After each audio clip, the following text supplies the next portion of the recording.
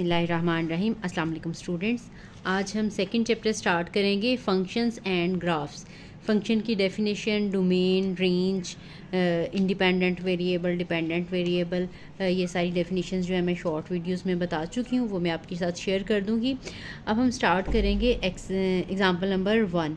Example number 1 की definition है F of x is equal to x cube minus 2x square plus 4x minus 1।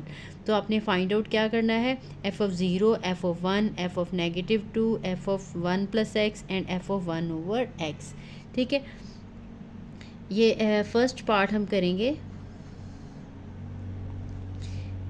F of x is equal to, हमें दिया हुआ है function, एक दफ़ा लिख लूँ, x cube minus 2x square minus plus 4x minus 1। अब हमने F of zero find out करना है, तो जहाँ जहाँ पे x लिखा हुआ है वहाँ वहाँ हमने ज़ीरो लगा देना। Zero cube minus 2 into zero square plus 4 into zero minus 1। अब ये ज़ीरो का क्यूब ज़ीरो, ज़ीरो का स्क्वायर लेंगे, फिर 2 के साथ मल्टीप्लाई करेंगे, वो भी ज़ीरो, फिर 4 को ज़ीरो के साथ मल्टीप्लाई करेंगे, ये भी ज़ीरो, और आंसर जो है वो -1, सिंपल -1 इसका आंसर आ जाएगा।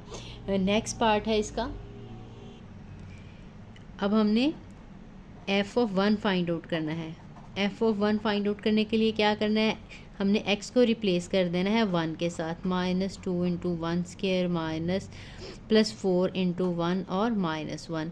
तो 1 का क्यूब आपको पता है 1 ही होता है, 1 का स्क्वायर भी 1 है, 4 इंटू 1 भी 4 है, -1। तो ये 1 -2 प्लस 4 -1 हो जाएगा। 4 और 1 ये पॉजिटिव हैं, ये ऐड हो जाएंगे, और ये -3। तो इसका आंसर जो है वो +2 आ जाएगा। तो अब इसका नेक्स्ट पार्ट करते हैं। एफ़ ऑफ -2 फाइंड आउट करना है। अब हमने x को रिप्लेस कर देना है -2 के साथ। -2 का क्यूब -2 इंटू -2 का स्क्वायर प्लस 4 इंटू -2 और फिर -1। ये 2 का क्यूब आपको पता है पावर जब भी ऑड हो तो आंसर के साथ नेगेटिव नंबर अगर हो तो नेगेटिव ही आता है। तो ये -8 आ जाएगा, -2, 2 का स्क्वायर जो है वो +4 आ जाएगा, और ये 4 2s आर 8। इस नेगेटिव की वजह से दरमियान में माइनस आ गया, और ये -1। अब ये -8 -8 -1, ये सारे के सारे नेगेटिव नंबर्स हैं, तो ये आंसर आ जाएगा -25। इसके बाद नेक्स्ट पार्ट है। अब हमने वैल्यू फाइंड आउट करनी है, एफ़ ऑफ 1 प्लस एक्स की वैल्यू हमने फाइंड आउट करनी है।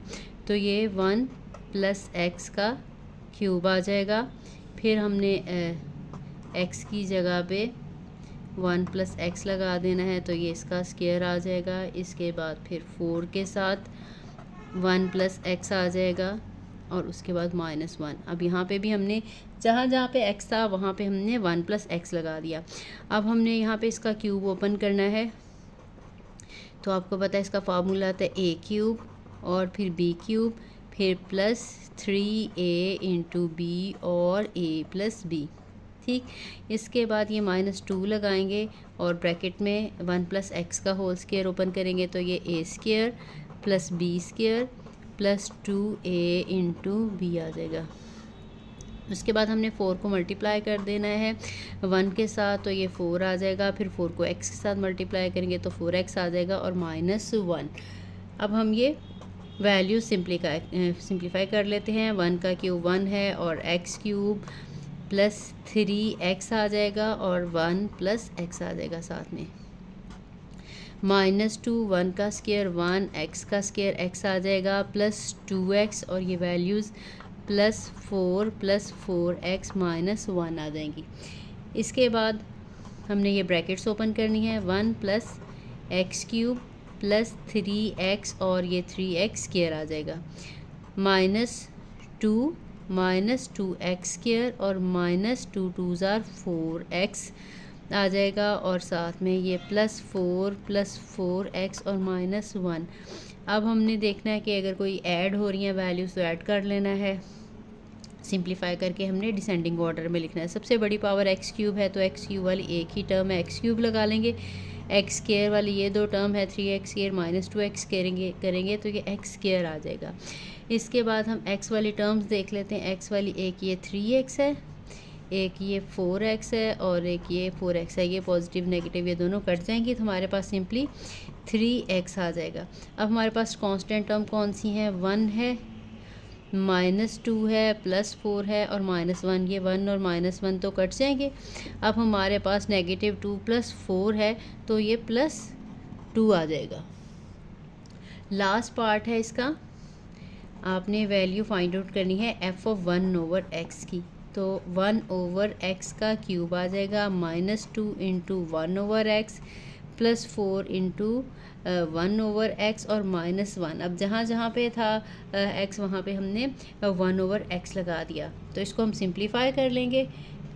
ये 1/x का क्यूब आ जाएगा, फिर -2/x आ जाएगा, +4/x आ जाएगा और -1। ये एज इट इज़ ही आंसर है।